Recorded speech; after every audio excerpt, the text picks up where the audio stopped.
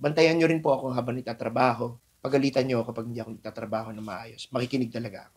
Ako in-expect ko, yung totoo, is hindi magiging madali yung trabaho. Sa bawat kanto at barangay na nilibot ni Konsehal Pau Santiago nitong kampanya, lalo niyang naramdaman ang lalim ng pamana ng kanyang yumaong ama at kapatid, kapwa dating konsehal ng lungsod ng Pasig.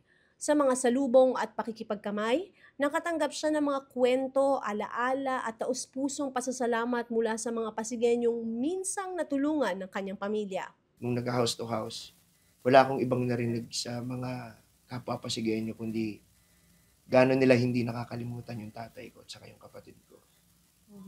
So, I was being mindful of, syempre kailangan isipin ko na sana kahit mag number 6 man lang ako. I was not mindful of that. I'm more mindful of the things na sinasabi po ninyo tungkol sa tatay ko at saka sa kapatid ko. Nang opisyal na siyang maiproklama, una niyang naisip na hindi lamang ito panalong pang sarili, kung hindi ng kanyang ama at kapatid at ng mga Pasigueñong patuloy na naniniwala sa uri ng serbisyong iniwan nila. Nung pagkatapos nung election, hindi ko pa nakikita talaga yung numbers. Hindi ko kabisado. Pero parang nung nag-quick count kami sa bahay, parang late ko na lang nalaman. Sinasabi sa akin ni Ate Olive, kasama ko dito sa opisina, tsaka ni Chino, kasama ko rin dito. So, ang laki na nung numbers na nila ini-input natin. Sabi ko, nga no? Ayaw pa mag-sink in. Kasi para sa akin, parang, sana manalo ako.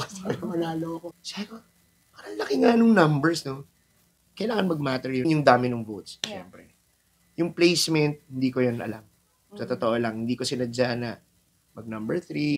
Ang kanyang pasasalamat ay hindi lamang para sa araw ng halalan, kung hindi para sa mga panahong sinuportahan at pinaniwalaan siya at ang kanyang pamilya mula noon. Sa lahat ng sumuporta, hindi lang sa akin, kundi sa yumao kong tatay, tsaka yumao kong kapatid.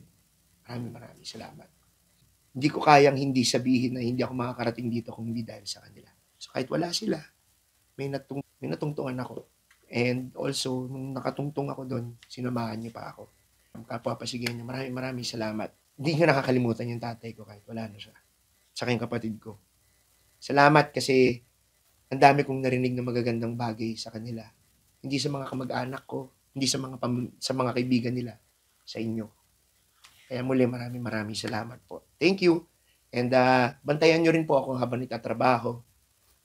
Alam po nung mga nakasama natin to sa house to house, yung mga nakilala ko rin. Sabi ko sa kanila, pagalitan nyo kapag hindi ako nagtatrabaho na maayos. Makikinig talaga ako. So, again, maraming salamat po. And, nga pala, sa News Pasig, maraming salamat. Dahil lagi kayo nakaantabay. Hindi man naging madali nung election, nung campaign. Pero, you tried as much as you can na i-cover yung buong mga nangyayari. So, thank you. News Pasig, salamat Duan. Ngayon, dala ang panibagong mandato, mas handa siyang matuto, makinig at maglingkod. Excited siyang makatrabaho ang mga bagong miyembro ng konseho na bagamat magkakaiba ang karanasan o estilo, iisa ang layunin, iisa ang prinsipyo.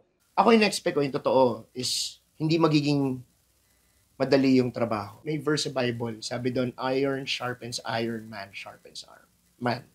So when you say iron sharpens iron, talagang may friction eh. But dun sa friction na yon, nasa-sharpen yung iron. Meaning, oo, there's a friction, pero sobrang productive and healthy friction siya. Kami, kahit nagkakaroon kami ng disagreements, at the end of the day, nakakatulong siya. Pag nag-uusap kami ng mga disagreements, meron din silang kanya-kanyang context sa kanilang puso at sa isipan. Pero, ang maganda dun, maganda yung kinakahinatnan. Hence, yung mga napasa natin. The 15-0 is hindi ibig sabihin nun seamless or oo lang lahat dahil magkakampi ka. Hindi. Pero magkakasundo kami sa prinsipyo. Looking forward ako na marami pa akong matutunan at ma-sharpen ang aking skills sa mga darating pa na taon. Hindi nyo lang po ipinanalo ang mabuting paggugobyerno or kay isang kandidato, kundi ang prinsipyo ng pagkapantay-pantay at benepisyo na halos lahat po ay nakakatanggap. Ganyan po natin ginagamit ang ating pondo dahil ito po ay pondo hindi po ng gobyerno, kundi ng taong bayan. Ako si Luan Peñano para sa latest ng iNews Pasig.